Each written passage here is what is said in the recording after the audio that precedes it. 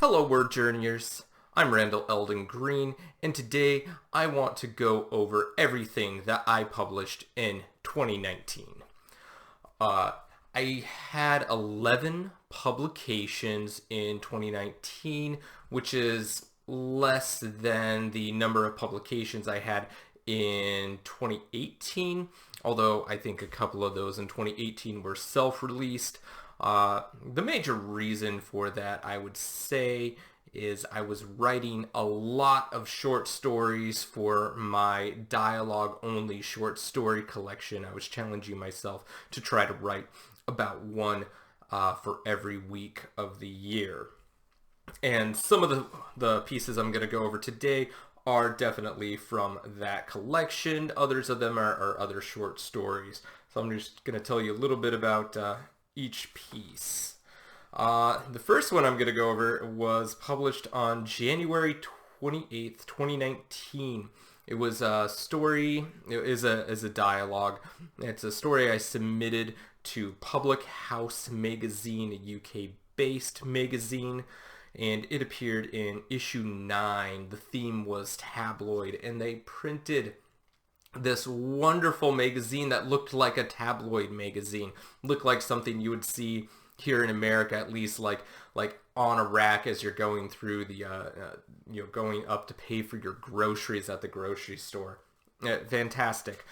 The piece they published, the dialogue, I submitted it as therapy, and then they published it as pissing therapy. And it was later released online to read for free under a how-to section on their website.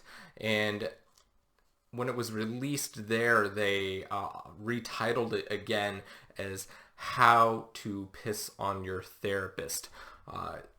So you can actually go to my website, authorgreene.com, and find all of the pieces I'm going to go over here, plus everything else I've ever published. There's links there. If I remember, I will try to leave links to all these stories directly if you can actually read them online, and links too for the magazines you can actually buy, support these small press publications. That story, Pissing Therapy, it's about a man talking about why his wife won't sleep with him anymore because she caught him peeing in the sink and she is disgusted with him. Yeah, it's a very pulpy story and definitely belongs in something like a tabloid full of fake news, fake stories, fake everything. It's different, even for me. The next piece was that I'm going to go over here was Demon Zone, and that was published in Midnight Mosaic. It won the second place in their 13 Days of Dark Lore contest. That came out on April 7th. The story is also a dialogue. It is very different than my other dialogues. It's less of a conversation. I describe it more as a shouting match. Picture 3 voices vying for supremacy, 2 of them quite evil. It's experimental, it's fantasy, sort of. It's very different. It's very poetic. It's also very short, so it's a really quick read. You can tell the difference between the 3 speakers in this one. It's just a block paragraph of text, but the first speaker is just a regular regular typeface, and then the second speaker speaks with italics, so that's how you tell them apart, and the third speaker is actually strike through. So like I said, a little different, a little experimental in its form. Out of all my dialogues, I would say it is the most non-conversational, non-traditional conversation. Then in Flash Fiction Addiction, an anthology that came out from Zombie Pirate Publishing on April 15th, is my story, A Lover's Dwelling. Lover's Dwelling is a conversation between a brain and a heart speaking to the lover and sort of vying for for which is better for the lover. It's a interesting little piece. I noticed as I was reading through the anthology itself is that the thing the editor seemed to be looking for was a plot twist, and my story definitely has a twist. I found it interesting that all the Flash pieces they had, pretty much without fail, had some sort of twist in it. Most of them very predictable in my opinion, but what can you do? Still, if you're into the plot twist and want to see how Flash fiction can do a twist, I think that this anthology is a pretty good anthology to read through. You'll get some ideas for sure, and some of the pieces were very lovely. Then the next piece I had published was at Chef Nips Nips. All one word, so kind of like a Twitter handle or, I don't know, Instagram handle maybe. And that was published in Defenstration Magazine, which is an online magazine, online humor magazine specifically. That was published on April 20th. And that piece is a parody of YouTube baking shows. I set it in a sort of alternate sci-fi universe. You have the chef, baker, I guess. He's chef baker. I don't know. I don't know if you would call a baker a chef normally, but he is Chef Nips. And it's got a different sort of humor to it. It's awkward. It's a little funny, and I enjoyed having the characters be told apart, the two speakers, based on sort of like emoji faces. I'm not sure emoji's the right word. Just using characters on the keyboard. And that piece, I would say, was one of the most fun to write. It's strange because it is set in this sort of alternate sci-fi universe, but constrained by the limitations of a YouTube baking show. I was sort of inspired by a Lindsay Ellis video where she talks about baking shows and her opinions on them, and it sort of just inspired this hilarious piece. Again, another one of my dialogues. And then the next thing that I had published was a Rant Against Myself. This is actually creative non-fiction. It was published in CultureCult Magazine, issue number 11, in April. And that piece is, I don't like to call it just nonfiction. It's definitely not an essay. It's a little hard to describe. It is a rant. It starts out, you think that it's going to be an essay talking about Ezra Pound's, Hugh Selwyn, and Mulberry, but it quickly devolves into this rant about intelligence, education, and sort of beating myself up, for lack of a better way to state it. Drinking coffee here out of my Right Now mug. Right Now with Sarah Werner. It's a wonderful writers podcast. I really do suggest that you check it out. I actually have an interview on her show that you can find. I'll put a link in the description. I'll always put links to anything I discuss that is linkable. I'll always put that in the description. Let's see. The next piece that I had published was The Final Voyage. This one is a short story. It's a sci-fi story. It is the most sci-fi thing I've ever written.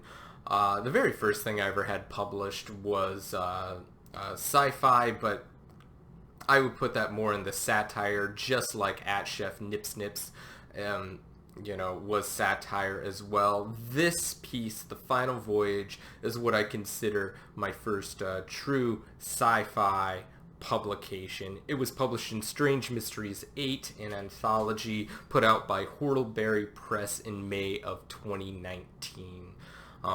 I was really excited to get that one published. My mom likes sci-fi things a lot, and she really loved it.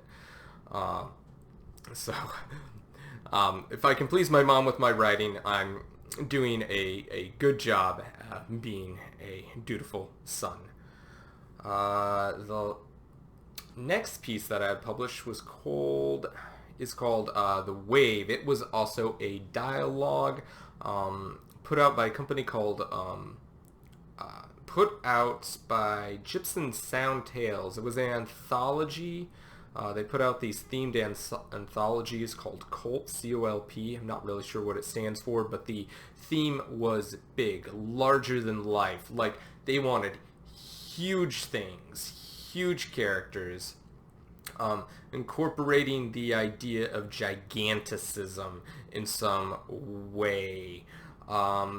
It was released on July 8th, and I really enjoyed the anthology. It's got a lot of creative takes on gigantic things. My story is being a dialogue, is about a couple that live in this world where a couple 2-3 times during a person's life, this giant wave comes and washes everything away, and everyone has to hide deep underground. And there's been a fringe part of the population that very fringe, that is doubting that the wave even exists, that question the validity of it. And it's sort of this push and pull about whether to stay out and find the truth. But if there is a wave coming, they're dead.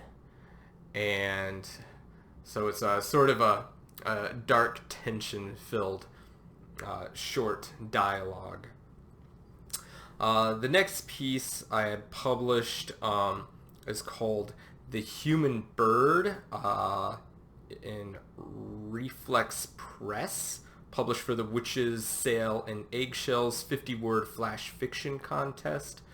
I'd count this one as a publication because it's a story out there on the internet you can read. But if I remember right, it's more like published as all the pieces there that were submitted are available to read as basically comments in a comment section for the thing. I think I probably should have looked at that again. I kind of forgot about that piece, but it's a fun little story. It's not released on any official online magazine. I mean, sort of, with Reflex Press, and it's definitely not available in anthology. I enjoyed it though. I thought it was a fun writing exercise, so I included it that way people could go read it, and also check out Reflex Press and the and Witches, Sail, and Eggshells, which is a book, and I forget who it is released by, but I'll actually put a link to that in the comments as well. And then the next piece I released is political nonfiction called Terrorist Organization Sent Me a Letter. It's definitely a nonfiction sort of sort of essay just about how the NRA decided to start mailing me chances to win guns and gold, and I thought that was absolutely ridiculous.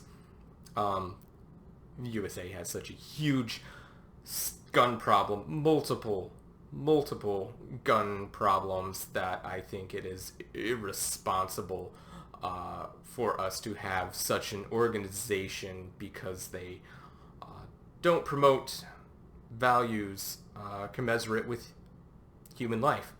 Gonna leave it at that. That was released by me on Medium, self-published on August 4th, 2019. The next piece I had published was Expire. That appeared in Raw Art Review in the spring. No month listed there. I sort of missed when it came out. I think it was between 2 months. I missed the announcement. But that came out in the spring. Expire is this dialogue that's exploring the nature of storytelling and understanding, and the difficulties inherent in trying to get a message across to a reader or to an audience. And the entire thing is thematically constructed to convey this, and I'm really happy that it finally got published somewhere, that it found a home. Like, it is one of my dialogues, but it's also one of the dialogues that inspired me to do a dialogue collection, because I wrote it 10 years ago, and I was looking at it and another piece and was like, I've got these dialogues, what can I do with them? And then I thought, hey, let me do a little competition with myself. Let me do a challenge. And I challenged myself to write all these dialogues, and this was one of the ones that really inspired that. And it took me forever to get it published because it's so experimental, and I even kept getting positive feedback on it from publishers. They were like, this is good. I don't get it though, so we're not going to publish it, or whatever.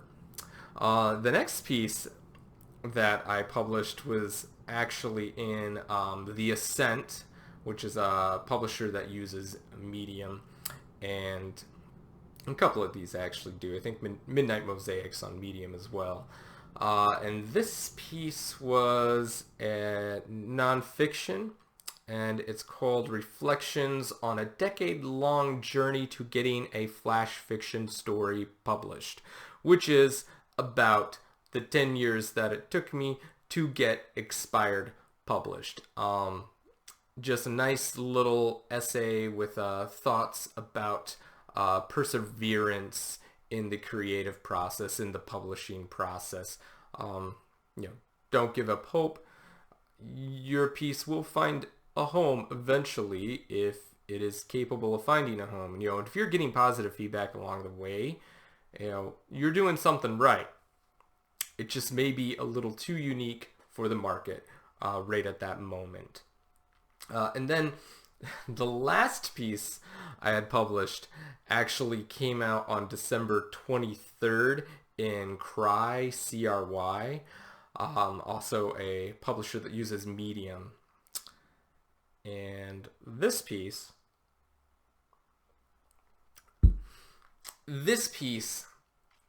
is, how do I want to say this? This piece is parody. It sounds like it is non-fiction. Let me read that title again. Remembering to Celebrate Our Successes. Remembering to Celebrate Our Successes. It sounds like all of these pieces on Medium that are motivational, and not all of them are bad, but recently, well, really since Medium put up a way for writers on Medium to get paid through this paywall, a lot of people have been writing these very clickbaity articles. And they're motivational, sure, but they lack substance. They lack reality. They're basically copy pasta.